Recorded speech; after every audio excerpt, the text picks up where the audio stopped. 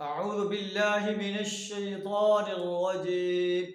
بسم الله الرحمن الرحيم. إن الذين هم من خشية ربهم مشفقون والذين هم بآيات ربهم يؤمنون. صدق اللہ العظیم.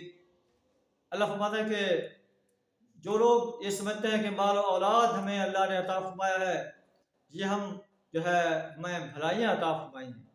اللہ فرماتا ہے کہ بھلائیوں میں سبقت کرنے والے تو وہ لوگ ہیں جو اپنے رب کے خوف سے ڈرتے رہتے ہیں، اپنے رب کی آیات پر ایمان رکھتے ہیں.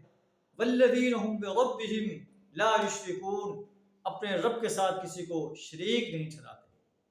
اگر انسان مال و اولاد رکھتا ہے لیکن اپنے رب کے ساتھ کسی انسان کو، کسی جن کو، کسی فرشتے کو، کسی نبی کو، کسی ولی کو، قبر میں اور مزاروں میں دفن کسی نیک انسان کو اللہ کا شریک بناتا ہے، اللہ کے مقابلے میں حاجت روا اور مشکل کشا بناتا ہے، اس کی نظر و نیاز مانتا ہے، اس کی اطاعت کرتا ہے، اس کی غلامی اختیار کرتا ہے، اللہ فرماتا ہے کہ یہ مشرک انسان ہے، یہ باغی انسان ہے.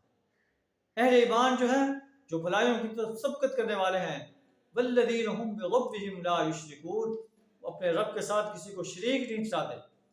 جو کچھ دیتے ہیں اس حال میں دیتے ہیں کہ ان کے دل کانپ رہے ہوتے ہیں کہ ہمیں اپنے رب کی طرف پلٹنا ہے، ہمیں اپنے ایک ایک عمل کا حساب دینا ہے.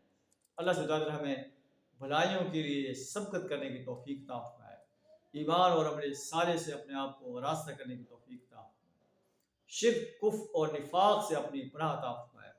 وآخر دعوانا الحمد للہ رب العالمین.